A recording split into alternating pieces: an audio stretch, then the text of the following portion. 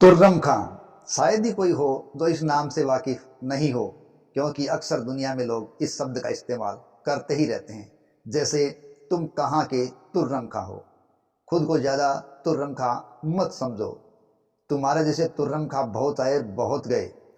तुम्हारे जैसे तुर्रम खां बहुत देखे हैं। इस प्रकार के शब्दों का, कहावतों का इस्तेमाल अक्सर समाज के अंदर होता रहता है। लेकिन क्या आप जानते हैं, जिस शब्द का प्रयोग आप सामने वाले पर व्यंग्य करने के कर रहे हैं, वो शब्द दरअसल एक व्यंग्य नहीं है, उस व्यक्ति की वीरता की निशानी है। यानी आप अनायास ही उसकी वीरता को प्रेरित करके उसको हीरो बना रहे हो। क्यों? क्योंकि आपको असली तुर्रम खां के बारे में जानकारी नहीं है। तो आज हमारी famous stories of the world की इस कड़ी में हम आपको बताएंगे कि आखिर तुर्रम खां कौन था। ठीक है, देखिए, असली तुर्रम खां के बारे में जानकर आप भी ये मानेंगे कि वाकई ये उपाधि कोई व्यंग्य की उपाधि नहीं है, बल्कि ये एक वीरता की उपाधि है। दरअसल तुर्रम खां का असली नाम तुर्रेबाज खान था, जो कि अपनी वीरता के लिए जाना जाता था। ऐसे में यदि हम किसी व्यक्ति को तुर्रम खां कह रहे हैं, तो इसका मतलब हम अपने आप ही उसको हीरो की उपाधि दे रहे हैं। ठीक है, ये तुर्रम खां हैदराबाद के एक स्वतंत्रता सेनानी थे।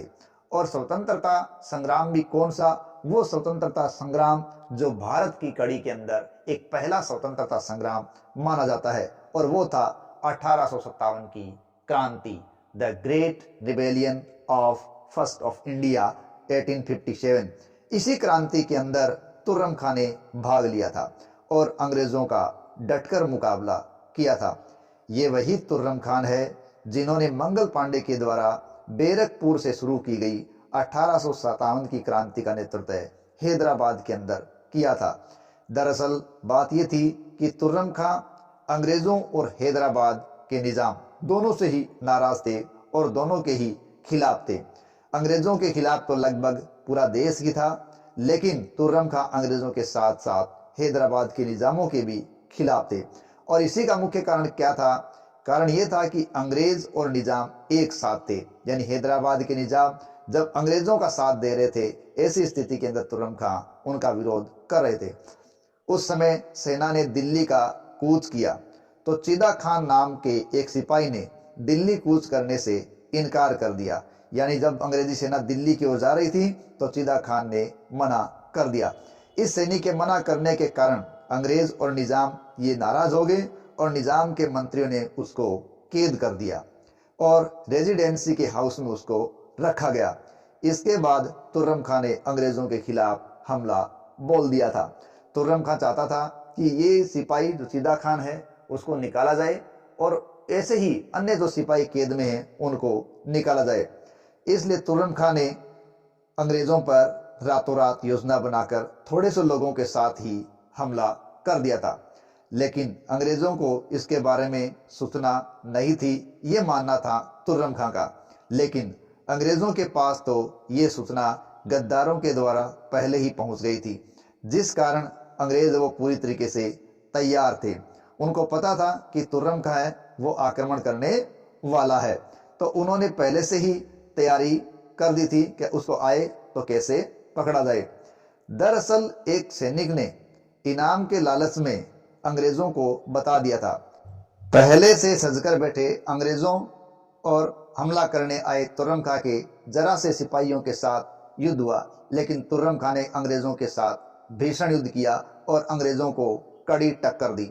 लेकिन अंग्रेज हर संभव प्रयास कर रहे थे कि तुर्रम खां को किसी प्रकार पकड़ लिया जाए, लेकिन तुर्रम खां पकड़ नहीं आए और वहां से निकलने में कामयाब रहे।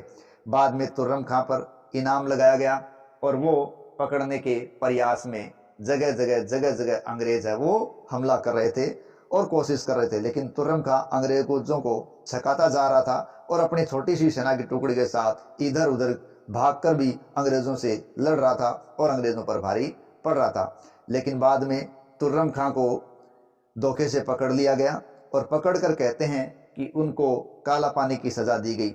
लेकिन अंग्रेजों के द्वारा दी जाने वाली काला पानी की सजा इतिहास में ऐसी सजा मानी गई है जहां से कोई वापस नहीं आ सकता। लेकिन अंग्रेजों ने जब उनको काला पानी की सजा दे दी, तो काला पानी की जेल से भी अंग्रेजों की आंखों में धूल झोंककर तुर्रम खां वहां से निकलने में कामयाब हो गए। इसको लेकर अंग्रेज और भी ज्यादा परेशान रहने लगे थे। वे किसी भी तरह से अब उनको मरवाना चाहते थे।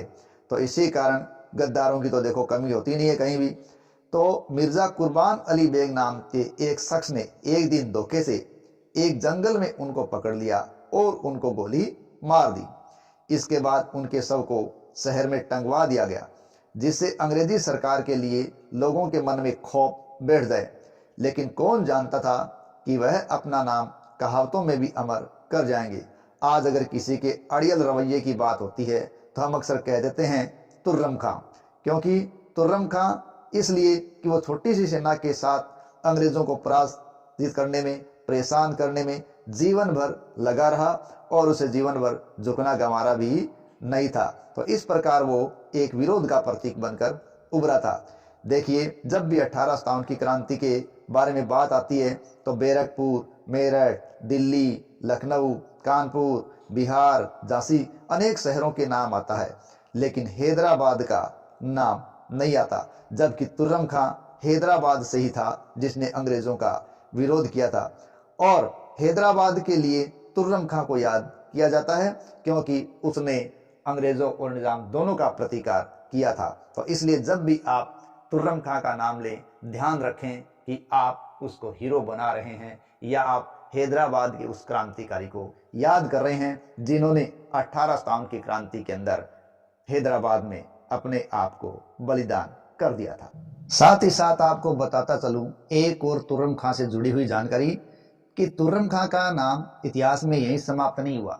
देखिए, भारतीय संसद जो हमारी लोकसभा राज्यसभा है उसमें कुछ शब्दों को असंसदीय घोषित किया गया है, जिसमें दलाल, शकुनी इस प्रकार के एंटसेंट शब्दों का इस्तेमाल संसद में असंसदीय घोषित किया गया है।